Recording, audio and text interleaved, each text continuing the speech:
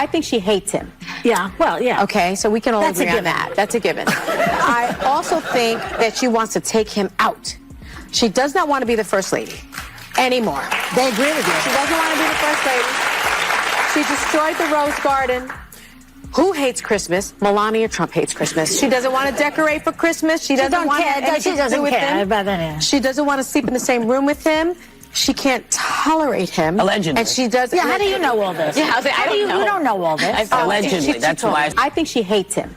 Yeah. But in just under 60 seconds, Sunny Hostin painted a picture of a marriage so broken, so cold, that even Trump's fiercest supporters couldn't laugh it off. Not because it was too harsh, but because deep down, it sounded too real. This wasn't a first lady at his side. This was a woman disappearing in silence. And for a man who lives off appearances, that's the loudest message of all.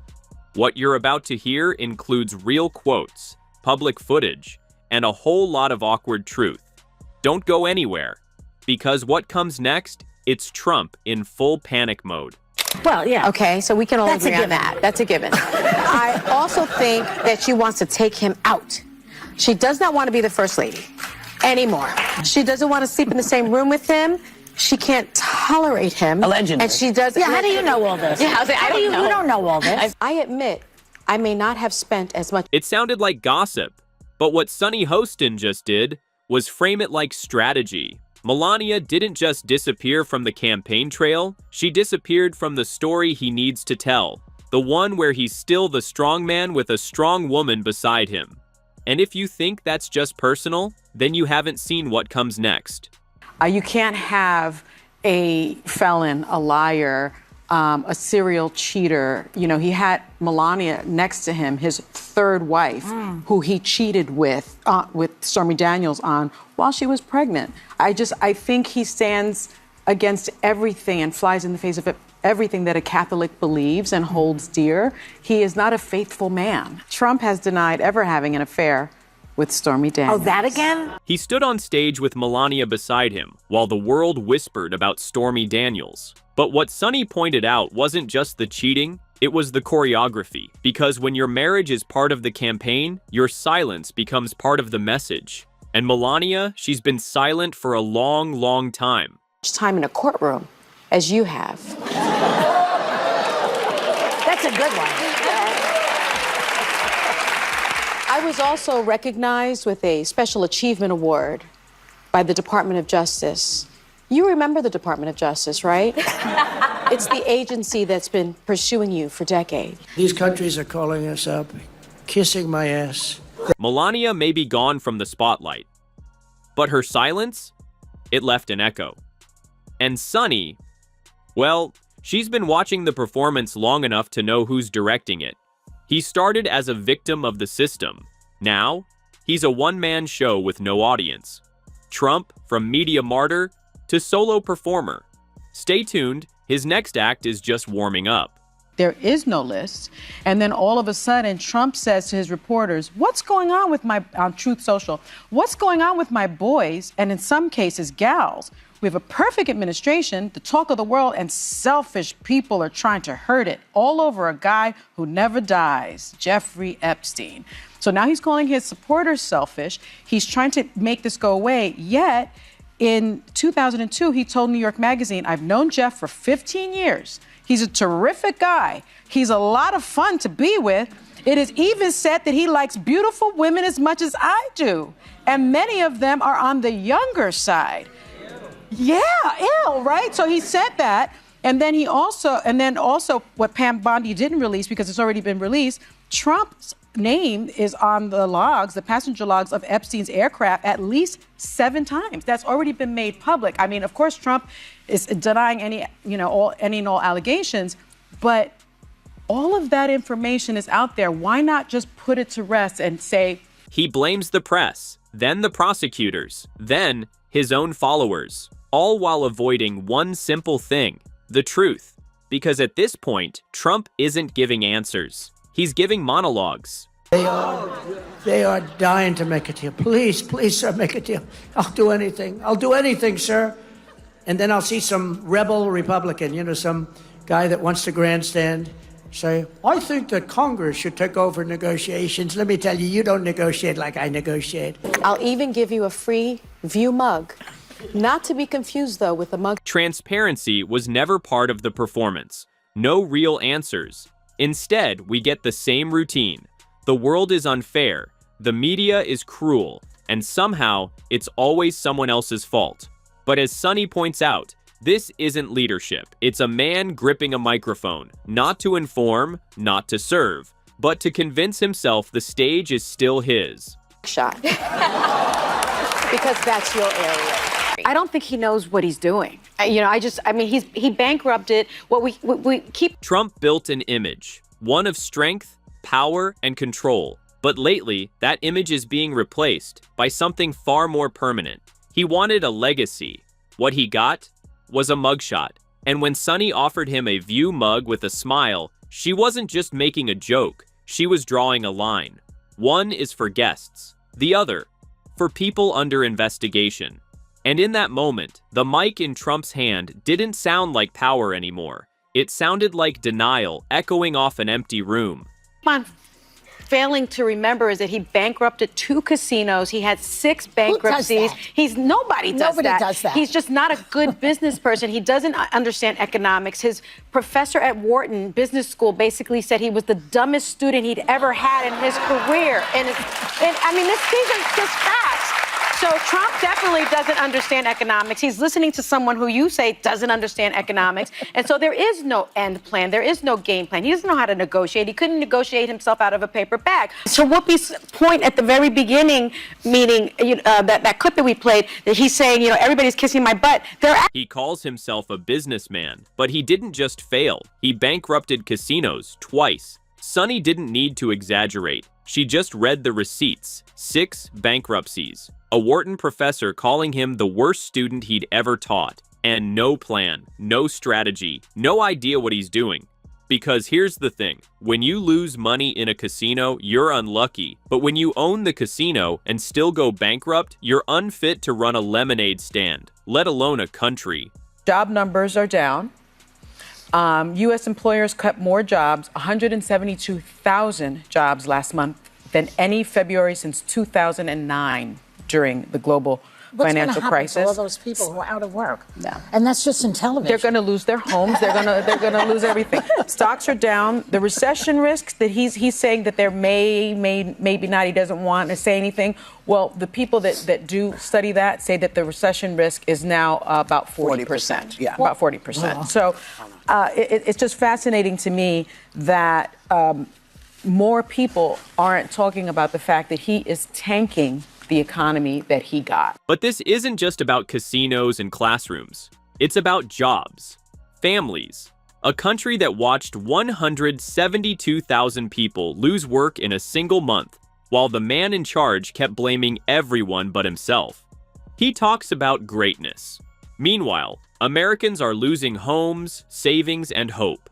This isn't economics. It's economic theater. And the only thing crashing harder than the numbers is the myth of his competence. And just when you think the damage stops there, he tries to rewrite the rules. Stay with us. But a lot of them come by plane and then overstay their visas. They overstay their visas. They overstay their visas, so they're undocumented. The Europeans that come here that overstay their visas are undocumented, but they don't come across the southern border. So I think there's a very clear message as to what this president wants the look of a criminal migrant to look like, what an undocumented migrant. And I think that's racist. He didn't rewrite textbooks. He rewrote enemies, not with facts, but with fear. And the lesson was clear. Undocumented meant dangerous, but only if you crossed the right border with the wrong skin. It wasn't just racist, it was curriculum. A presidency that replaced education with indoctrination until a generation stopped asking questions and just started pointing fingers. When you erase truth long enough, what comes next isn't ignorance, it's control. And that's exactly what he tried to grab next, a third term, a silenced constitution, and the power to make it all permanent. Representative Andy Ogles, a Republican of Tennessee, on January 23rd, just 3 days after Trump was inaugurated, already proposed amending the 22nd Amendment to allow Trump to serve a third term. I think he doesn't want he's not going to say that J.D. Vance is a successor because he thinks he's his own successor. But doesn't that mean that Obama can run also? Well, you would think so because part of the resolution says no person shall be elected to the office of the president more than 3 times. And the argument is that the argument is that Trump needs more time to accomplish his agenda and reverse the policies of the Biden administration. Just days into his presidency, Trump's allies were already floating a 3rd term. Not because he earned it, but because they think he's the only one who could undo democracy properly.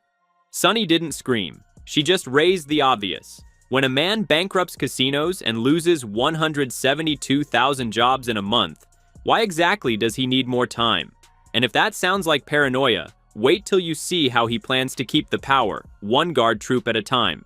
He is militarizing and deploying the Guard for the purpose of policing Americans' protest activity, right? Our freedom of speech, our freedom of assembly. And there's a very big, stark demarcation between military troops and law enforcement, public law enforcement, civilian law enforcement. Right.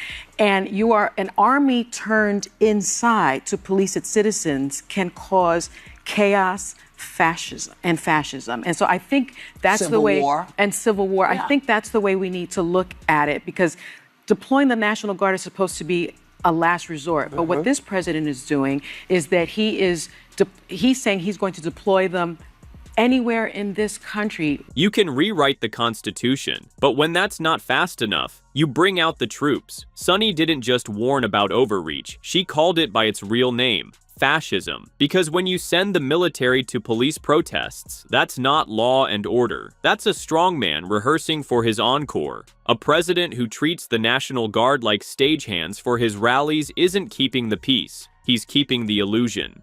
And what was really striking to me is that we have on the one side, this 34 count convicted felon.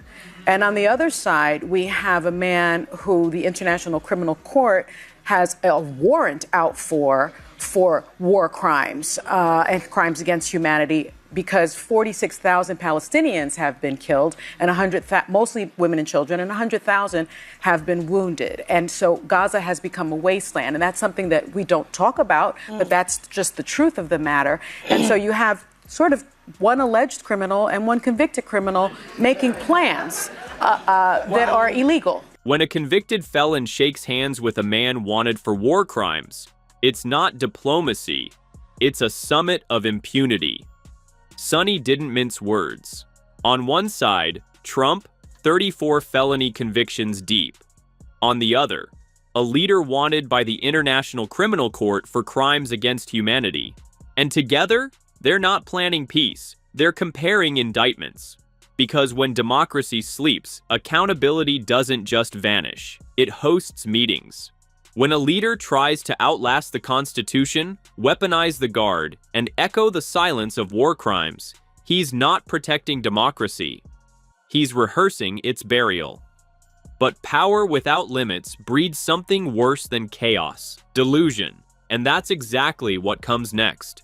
I think they just need to get out of the Republicans' way, because the Republicans are damaging this country so much so that I think Trump voters are realizing they were lied to. Chris Murphy actually said Trump voters are starting to turn on him because they took him seriously when he said he would lower costs and didn't take him seriously when he said he'd act like a dictator. And now they are realizing the opposite is true. So I think people are feeling it. That's why you're seeing thousands and thousands of people with their hands off demonstrations all over the country. I think you are seeing some Democratic leaders. He promised them cheaper groceries. They got a wannabe dictator instead. According to Sunny, and echoed by Senator Chris Murphy, even Trump's own base is starting to blink. Not because of the headlines, but because of the receipts. Prices up, trust down, and that little acting like a dictator part? Turns out he wasn't joking. The illusion is cracking, not from the outside, but from within. You don't need MSNBC to say it. You just need to look at the rallies that never happened, and the silence from the people who once stood by him. This isn't a revolt, it's a quiet evacuation, and the exits are getting crowded. While I didn't watch it, I was looking for signs of an opposition party, which is what the Democratic Party must be at this point, not a resistance, because resistance is passive. Opposition is active. And I think that what I saw when Representative Al Green stood up and said, you don't have a mandate to take away Medicaid, and he was tossed out, I expected the rest of his Democratic caucus, the rest of his colleagues to walk out with him. Because alone you can survive, but together you thrive. That is the energy that we need. They should have stood with him. Sunny wasn't just talking about Republicans. She was warning the other side too. When Representative Al Green stood up to say, you don't have a mandate to take away Medicaid, he was kicked out. But what shocked Sunny wasn't the ejection, it was the silence. No one walked out with him. And that's the real danger. Trump doesn't just dominate his party, he exposes the quiet collapse of everyone else's backbone. Actually not, because China has accused the United States of blackmail and declared that Beijing would fight to the end. The Canadian Prime Minister, Mark Carney, has said its friendship with the U.S. is over. Australia's Prime Minister, Anthony Albanese, said Trump's tariffs have no basis in logic, are not the act of a friend, and he called them totally unwarranted. Macron from France, he said the tariffs are brutal and unfounded. Donald Trump, I want to thank you for personally telling so many lies and committing so many alleged crimes and providing... He called it, everyone's kissing my butt. But what Sunny pointed out sounded more like a global slap. Canada says the friendship's over. France says his tariffs were brutal. Australia says he's no friend. And China? Well, they skipped the metaphors and went straight to blackmail. That's not America first. That's America alone. And the world isn't asking if he's dangerous anymore. They're just asking one thing. Is America really going to choose him again? Stay with us, because what comes next is the most dangerous part. Not the isolation, but the illusion that it's strength. These are hitting everyday Americans. Most families are going to lose between $4,000 and $8,000 in their homes. Some people will become unhoused. Some people will not be able to feed their children. Some people will not be able to educate their children. And people are going to die. Yeah. And let's not get away from that. But I would say one last thing. We need to name what this is, because we had someone saying, this is Trump's economy. This is Trump's economy. We should call this the Trump slump. This is the Trump slump. This is his deal. He needs to own this.